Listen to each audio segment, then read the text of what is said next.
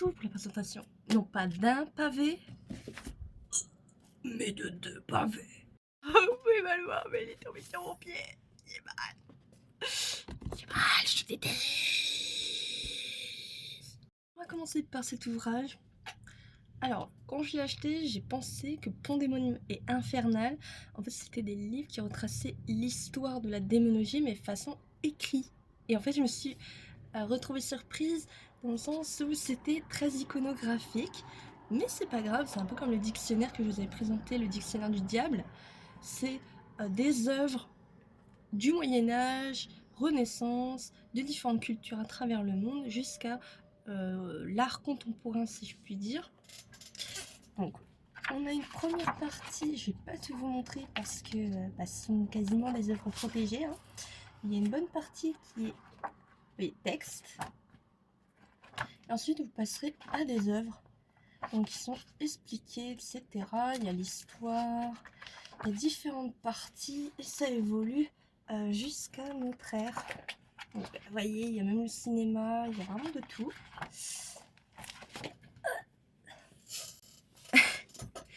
Il est très lourd.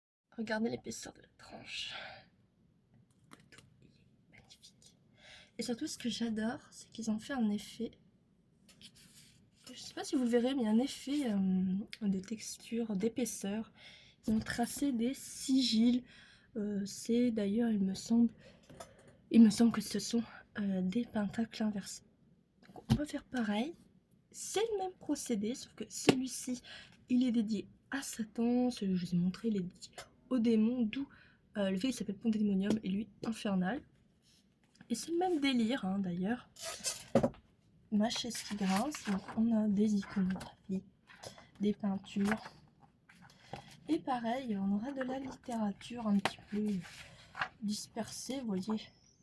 J'explique un petit peu tout, comment ça a évolué, le savoir-faire, l'image du diable, etc. Et pareil, ça fonctionne par thématique. Donc l'art moderne, on aura l'enfer de Dante. Pardon, j'arrive plus à parler. Vous voyez, il y a beaucoup de choses. Tac, il y a une peinture, des images de cinéma, des pièces de théâtre. Maintenant, on va se poser la bonne question. Mais quelle est-elle? Maintenant, à quoi ça sert d'avoir ce genre d'ouvrage dans sa bibliothèque ISO? Eh bien, là, ça va être vraiment mon avis perso. Ces livres, ils sont pas intéressants pour la pratique, vous vous en doutez. Par contre, ils ont une approche qui est fort sympathique, c'est qu'on peut admirer l'évolution, la vision des artistes, notamment du folklore, à travers les siècles. Donc ça, c'est très sympa. Moi, j'ai découvert des œuvres, des artistes indépendants. Hein. On découvre toujours des personnes dans l'art. Et franchement, j'ai bien aimé leurs œuvres. Elles sont sympas. Même si on n'est pas forcément fan d'art, j'en ai trouvé des cools, des sympathiques. On peut voir aussi une approche différente, celle de l'art, et pas celle de la pratique. Parce que dans les eaux, on a tendance souvent à tomber, comme je vous ai dit, sur des livres qui sont des recueils de potions, de recettes brinque-ballantes, de théories les plus farfelues les unes que les autres. Alors que là, on a vraiment une approche esthétique, visuelle, dans le cinéma, la littérature, la peinture, la sculpture.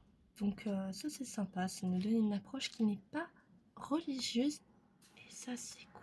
C'est un bon changement. Après c'est des livres qui coûtent assez cher. Qui coûtent assez cher. Oui, non. Après c'est une grande maison d'édition, vous savez que moi je suis indépendante. Je l'ai payé en moyenne ces livres entre 45 et 60 euros. Il y a beaucoup, énormément d'images. Donc c'est pas si cher, hein, sachant qu'ils ont payé tous les droits justement aux artistes pour pouvoir les utiliser ou leur demander. Donc ça a dû parfois leur coûter peut-être un bras, je ne sais pas. Mais voilà, en tout cas c'est très sympathique, c'est très lourd comme livre. Faut avoir une sacrée bibliothèque. Et d'ailleurs je ne vous ai pas montré, Mais en plus, je suis tombée dessus pile poil. C'est qu'ils ont repris aussi des gravures médiévales. Voilà. Et eux, ils vous utilisent vraiment la vraie source. Parce que bon, dans beaucoup de livres, ils vous mettent des gravures, mais vous ne savez pas d'où ça vient, qui c'est, etc. Et il y a même des auteurs ESO qui vous changent carrément les noms des personnes sur les gravures. Moi, par exemple, j'ai un livre là-bas, je ne sais plus c'est quelle déité, mais il me semble que c'est Bélial. Enfin bref, c'est une gravure de lui à l'origine, la personne l'a mis complètement avec une autre déité.